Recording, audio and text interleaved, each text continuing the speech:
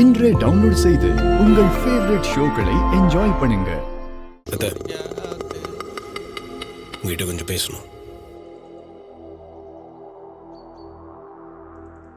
சரி, என்ன பேசணும் சொல்லு. வர வெள்ளிக்கிழமை நம்ம ஊர் கோயில்ல கலச பூஜை இருக்கு. மாமா வந்து ஆரம்பிச்சு வைக்கணும்னு ஊர் பெரியவங்களாம் ஆசைப்படுறாங்க. நீங்க மாமாவை அதுக்கு அனுப்பி வைக்கணும். அதை கேட்கறதுக்காக தான் வந்தேன். என் புருஷனை கோயில் கலச பூஜைக்கு நான் அனுப்புறதுக்கு சம்மதிப்பேங்கிற தைரியம் உனக்கு எப்படி வந்தது? உன் குடும்பத்துக்கும் எனக்கும் எந்த பந்தமும் இல்ல. என் பொண்ணை ஏமாத்தின உன்னை வீட்டை விட்டு எப்போ துரத்தியாச்சு. இப்போ உன்கிட்ட நான் பேசுறதே ரேவதிய மருது கிட்ட இருந்து காப்பாத்தினேங்கிற அந்த ஒரே ஒரு காரணத்துக்காக தான் உன்கிட்ட பேசிக்கிட்டு இருக்கேன். மத்தபடி நமக்குள்ள இருக்கிற உறவு எப்பவும் முடிஞ்சிருச்சு, மறந்துடாத. இது ரொம்ப வருஷம் கழிச்சு நடக்க போற கலச பூஜை. இதுக்கு மாமா வராம இருந்தாங்கன்னா சரியா இருக்காது. எனக்காக இல்லைனாலும் ஊருக்காகவாது யோசிங்க.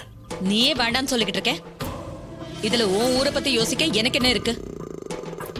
என் புருஷனை உன் கூட கலச பூஜைக்கு அனுப்ப முடியாது.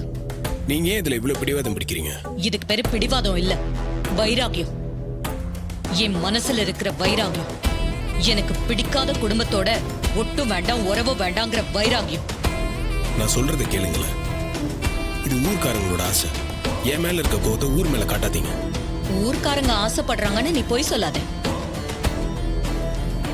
அது உங்க குடும்ப பேர்ல இருக்கிற சொந்த கோயில். உங்க குடும்ப கௌரவத்தை காப்பாத்திக்கணுங்கிறதுக்காக அப்புறம் நீ கலச பூஜைக்கு கூப்பிடுற. இல்ல, நான் ஊருக்காக மட்டும்தான் பேசுறேன். இதுல வேற எந்த காரணமும் இல்ல. எந்த காரணமா இருந்தாலும் என் புருஷனை கலச பூஜைக்கு நான் அனுப்ப மாட்டேன். நீ கும்பாபிஷேகத்தை நடத்துறது நடத்தாததெல்லாம் உன்னோட சொந்த பிரச்சனை. அதுக்கும் எனக்கும் எந்த சம்மந்தமும் இல்ல. அப்புறம் அங்க வரப்போறதும் இல்ல. அவ்வளவுதான். இதுக்கு மேல இதை பத்தி பேச எதுவும் இல்ல. இதுதான் உங்க முடிவா? நான் என் முடிவை சொல்லிட்டேன். இதுக்கு மேல என்ன தொந்தரவு பண்ணாத.